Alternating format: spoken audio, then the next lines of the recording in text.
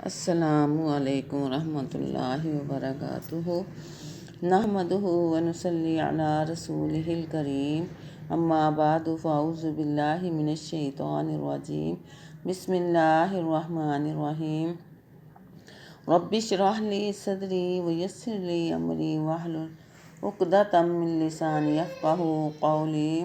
ہر قسم کی حمد و ثنا اللہ جل جلالہ کی ذات کے لیے اور بے شمار انگت درود و سلام سید الکونین رسول الثقلین امام القبلتین جناب محمد الرسول اللہ صلی اللہ علیہ وآلہ وسلم کی ذات پر۔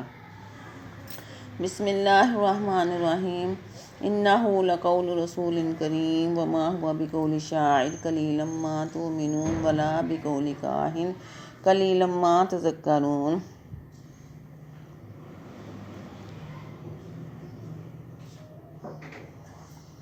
یکم محرم وہ تاریخ ہے جس دن اسلام کے عظیم جرنیل، جن کو اللہ پاک نے 22.5 لاکھ مربع میل کا حکمران بنایا تھا، وہ ہستی جس کے بارے میں میرے نبی کریم صلی اللہ علیہ وسلم کے اور ساری کائنات کے سردار نے فرمایا ہے، اے میرے عمر، جس راستے سے تو گزر جائے شیطان وہ راستہ ہی چھوڑ دیتا ہے۔ یہ وہ ہستی ہے جس کے بارے میں میرے نبی کریم صلی اللہ علیہ وسلم نے فرمایا، لو کان بعدی نبی لکان عمر، اگر میرے بعد کوئی نبی ہوتا تو عمر نبی ہوتا۔ حضرت عمر رضی اللہ تعالیٰ عنہ میں وہ خصوصیات موجود ہیں جو انبیاء والی تھی۔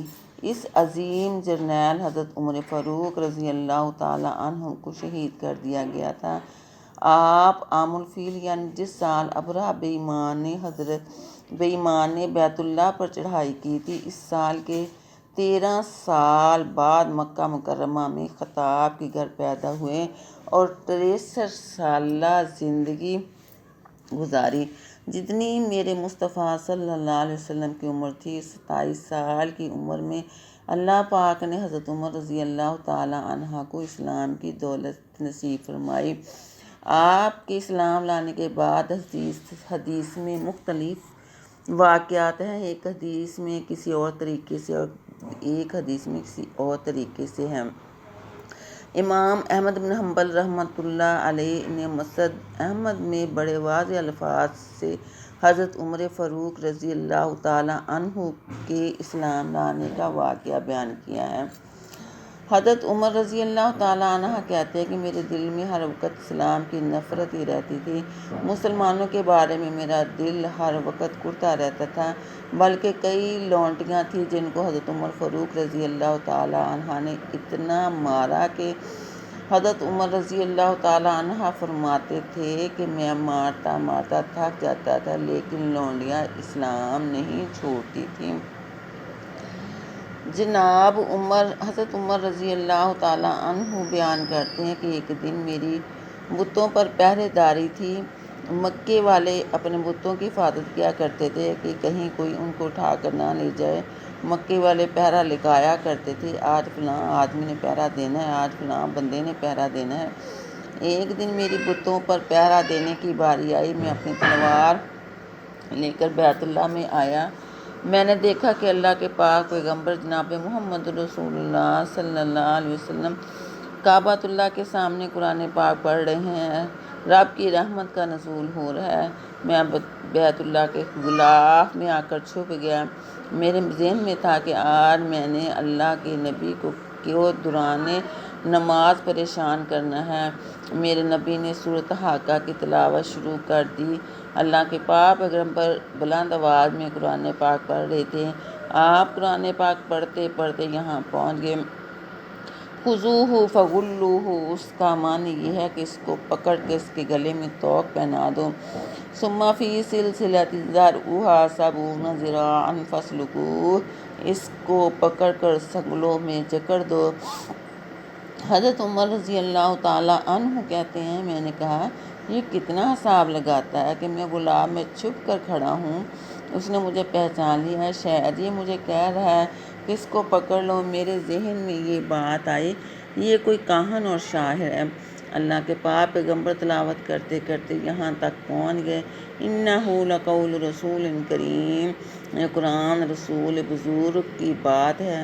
حضرت عمر رضی اللہ تعالیٰ عنہ کہتے ہیں کہ میں نے کہا، نبی محمد صلی اللہ علیہ وسلم میری باتیں جانتا جا رہا ہے، اس کو میری بات کی سمجھ آ گئی ہے۔ نبی پاک صلی اللہ علیہ وسلم نے اگلی آیت پڑھی، وما ہوا بقول شاعر قلیلا ما تؤمنون، یہ قرآن نہ کسی شاعر کی بات ہے نہ کسی کی بندے کی بات ہے، تنزیل من رب العالمین، یہ قرآن تو اللہ پاک کی سچی کتاب ہے۔ حضرت عمر رضی اللہ تعالیٰ عنہ کہتے ہیں کہ میں اپنے برے ارادے سے ہٹ گیا اور سوچ میں پڑ گیا کہ اس طرح لگتا ہے کہ یہ قرآن پاک بھی سچا ہے اور نبی کریم صلی اللہ علیہ وسلم بھی سچے ہیں، اور جب بندہ سوچے تو پھر کسی نہ کسی نتیجے پر پہنچ جاتا ہے۔ ادھر کفار مکہ نے مسلمانوں پر ظلم ڈھانے شروع کر دیے ہیں۔ نبوت کا 5واں سال ہے، جمعرات کا روز ہے، 39 آدمی مسلمان ہو چکے ہیں۔ مسلمانوں پر طرح طرح کے ظلم ڈھائے جا رہے ہیں۔ آدھی رات کا وقت ہے، میرے نبی کریم صلی اللہ علیہ وسلم اور ساری کائنات کے سردار نے کعبۃ اللہ کا غلاف پکڑ کر اللہ پاک سے دعا مانگنی شروع کر دی ہے۔ آپ فرماتے ہیں، اللہم اعز الاسلام بالعمر بن خطاب او عمر بن ہشام، یا اللہ پاک 2 عمروں میں سے ایک عمر عطا فرما دے، اسلام کو غلبہ عطا فرما دے، عزت اور طاقت عطا فرما دے۔ معلوم ہوتا ہے کہ حضرت عمر اسلام کی طاقت اور عزت تھے۔ ادھر میرے نبی کریم صلی اللہ علیہ وسلم نے کعبۃ اللہ کا غلاف پکڑ کر دعا مانگی۔ جو دعا کعبۃ اللہ کا غلاف پکڑ کر کی جائے، اللہ کی قسم ہے وہ رد نہیں جاتی۔ وہ کیسا موسم ہوگا جب میرے مصطفیٰ صلی اللہ علیہ وسلم نے کعبۃ اللہ کا غلاف پکڑا ہوا ہے اور زار و قطار رو رہے ہیں اور ساتھ دعا کر رہے ہیں۔ 1,44,000 صحابہ خود بخود آئے اور کلمہ پڑھتے گئے، لیکن جب حضرت عمر رضی اللہ تعالیٰ عنہ کی باری آئی تو میرے مصطفیٰ صلی اللہ علیہ وسلم نے کعبۃ اللہ کا غلاف پکڑ کر دعائیں کی کہ یا اللہ عمر کے ساتھ اسلام کو غلبہ دے دے۔ مکہ والوں نے ان دونوں ایک فیصلہ کیا ہوتا کہ قرآن پاک سن کر مسلمان بڑھتے جا رہے ہیں، اس لیے قرآن سننا بند کرا دو، پابندی لگا دو۔ جب مصطفیٰ صلی اللہ علیہ وسلم قرآن پاک پڑھے تو پیچھے شور ڈالو، سیٹیاں بجاؤ، آوازیں لگاؤ کہ یہ نبی سچا نہیں ہے، اس کا قرآن سچا نہیں ہے۔ اسمبلی ہال میں یہ بل پاس ہوا۔ ادھر میرے مصطفیٰ صلی اللہ علیہ وسلم نے اپنی چارپائی اور بستر چھوڑا۔ نبی کریم صلی اللہ علیہ وسلم ساری رات نہیں سوتے تھے، بستر ہی اسی طرح کا ہوتا تھا۔ ایک دن میرے نبی کو سوتے ہوئے کافی رات بیت گئی، آدھی رات کے وقت سے اوپر چلا گیا۔ آپ نبی کریم صلی اللہ علیہ وسلم فرماتے ہیں، اے میری حفصہ، کیا بات ہے، آج میری آنکھ کیوں نہیں کھلی؟ کیا تم نے میرے نیچے کوئی نرم نازک بستر بچھا دیا تھا؟ ام المومنین حضرت حفصہ رضی اللہ تعالیٰ عنہا عرض کرتی ہیں، سونیا، میں نے آپ کے نیچے کوئی گدا نہیں بچھایا، بلکہ جو چادر میں نے پہلے ایک ہی تہہ میں بچھائی تھی، آج وہی چادر دوہری کر کے بچھا دی ہے۔ آپ نبی کریم صلی اللہ علیہ وسلم فرماتے ہیں، میری حفصہ، یہی بات ہے کہ آج دوہری چادر تھی، اس لیے مجھے ساری رات نیند ہی آتی گئی ہے۔ حضرت نے اپنا بستر چھوڑا اور کعبۃ اللہ کے سامنے آ کر قرآن پاک پڑھنا شروع کر دیا۔ ابو جہل کا گھر بیت اللہ کے بالکل ہی قریب تھا۔ اس نے سوچا کہ سرکار قرآن پاک پڑھ رہے ہیں، مکے کے تمام چودھری سوئے ہوئے ہیں، میں سن کیوں نہ لوں۔ جس کونے میں میرے نبی کریم صلی اللہ علیہ وسلم قرآن پاک پڑھ رہے تھے اور پچھلے کونے میں ابو جہل چھپ کر اللہ پاک کے نبی کا قرآن پاک سن رہا ہے۔ اس کمیٹی کا دوسرا ممبر ابو سفیان تھا۔ اس نے بھی سوچا کہ تمام چودھری سوئے ہوئے ہیں، سرکار قرآن پاک پڑھ رہے ہیں، میں بھی جا کر سن لوں۔ ایک ممبر اخنس بن شریک تھا، اس نے بھی یہی خیال کیا کہ نبی پاک قرآن پاک پڑھ رہے ہیں، میں سن لوں۔ سرکار قرآن پاک پڑھ رہے ہیں، یہ تینوں دشمن چھپ کر قرآن پاک سن رہے ہیں۔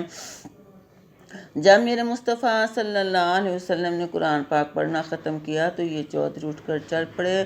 چند قدم چلنے کے بعد تینوں کی آپس میں ملاقات ہوگی تو کہنے لگے، چودھریوں، اس وقت بیت اللہ میں کس طرح آئے تھے؟ ابو جہل کہتا ہے، اگر سچی بات پوچھتے ہو تو مجھے محمد صلی اللہ علیہ وسلم کے قرآن پاک نے نہیں سونے دیا۔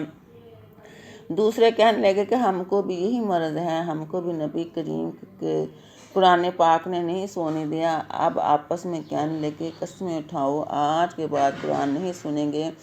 اگر دوسرے کافروں کو پتہ چل گیا تو کیا کہیں گے کہ چودھری خود سنتے ہیں اور ہم کو روکتے ہیں۔ دوسرے دن پھر میرے مصطفیٰ صلی اللہ علیہ وسلم نے قرآن پاک پڑھا۔ یہ تینوں آ کر پھر سن رہے ہیں۔ ان کی پھر ملاقات ہوئی، کہنے لگے، آج کس طرح آنا ہوا؟ تینوں ہی کہنے لگے، کل والی مرض ہے۔ تیسرے دن پھر اسی طرح ہی ہوا۔ ابو جہل کہتا ہے کہ یہ قرآن کی آواز بند نہیں ہو سکتی۔ ایک ہی طریقہ ہے کہ جو محمد کا نعوذ باللہ سر قلم کرے گا اس کو اپنی طرف سے سونا چاندی میں انعام پیش کروں گا۔ حضرت عمر رضی اللہ تعالیٰ عنہ کہتے ہیں، مجھے بھی پتہ چل گیا کہ ابو جہل عمر کا سگا ماموں تھا۔ زمانہ جاہلیت میں میری خواہش تھی کہ میں 100 اونٹ کا مالک بن جاؤں، لیکن جب اسلام کے دامن میں آیا تو اب خواہش یہ ہے کہ پوری دنیا میں اسلام پھیل جائے، دنیا کے چپے چپے اور کونے کونے میں اسلامی جھنڈا لہرایا جائے۔ عمر نے تلوار پکڑ لی، اس کو زہر کی پان لگائی۔ عمر نے تلوار گلے میں لٹکائی اور نیزہ ہاتھ میں پکڑا ہوا ہے۔ آپ مکے کے بازار میں تلوار لہراتے ہوئے گزر رہے ہیں۔ حضرت عمر رضی اللہ تعالیٰ عنہ کہتے ہیں، میرے دل میں یہ بات ڈال دی گئی تھی کہ یہ کام تو کرے گا، پورے عرب میں تیری مشہوری ہو جائے گی۔ یہ سوچ کر نکلا کہ معاذ اللہ محمد رسول اللہ صلی اللہ علیہ وسلم کا خاتمہ کروں گا تو دنیا میں میری بہادری کے چرچے ہو جائیں گے۔ راستے میں عمر کا اپنا ہی ایک رشتہ دار حضرت نعیم بن عبداللہ مل گیا۔ یہ فرماتے ہیں، اے عمر، کدھر جا رہے ہو؟ عمر کہتے ہیں، یہ جو نئی شریعت لے کر آیا ہے، میں اس محمد رسول اللہ صلی اللہ علیہ وسلم کا سر قلم کرنے کے لیے جا رہا ہوں۔ حضرت نعیم کہتے ہیں، عمر تو نے کیا بات کی ہے؟ عمر فرماتے ہیں، معلوم ہوتا ہے کہ تو بھی اس کا ساتھی ہے۔ عمر نے تلوار پکڑی، کہتے ہیں، اے نعیم، پہلے تجھے ہی ٹھکانے لگاتا ہوں۔ حضرت نعیم کہتے ہیں کہ مجھے بعد میں کچھ کہنا، پہلے جا کر یہ دیکھ لے، تیری بہن فاطمہ کے گھر جامعہ محمدیہ کی شاخ کھلی ہوئی ہے، تیری بہن کا گھر تو مدرسہ بنا ہوا ہے، تیرا بہنوئی سعید رضی اللہ تعالیٰ عنہ تو عشرہ مبشرہ میں داخل ہو گیا ہے۔ نبوت کی زبان سے اعلان ہوا ہے کہ جس نے جنتی دیکھنا ہے وہ عمر کا بہنوئی سعید دیکھ لے۔ حضرت عمر کہتے ہیں کہ یہ بات ناممکن ہے، وہ میرے بغیر مسلمان ہو جائیں۔ عمر نے میرے مصطفیٰ کی طرف جانے کا ارادہ ترک کر دیا اور بہن کے گھر کا رخ کر لیا۔ سیدھے بہن کے گھر گئے اور دروازہ کھٹکھٹایا۔ فاطمہ کہتی ہیں، کون ہے؟ عمر فرماتے ہیں، میں باہر کھڑا ہو کر قرآن کی آواز سن چکا تھا، میں نے کہا کہ میں عمر ہوں، جلدی دروازہ کھولو۔ بہن کہتی ہے، بھائی خیر تو ہے؟ عمر کہتے ہیں، یہ جو تم گھر میں کیا پڑھ رہے تھے؟ کیا پڑھ رہے تھے؟ بہن کہتی ہے،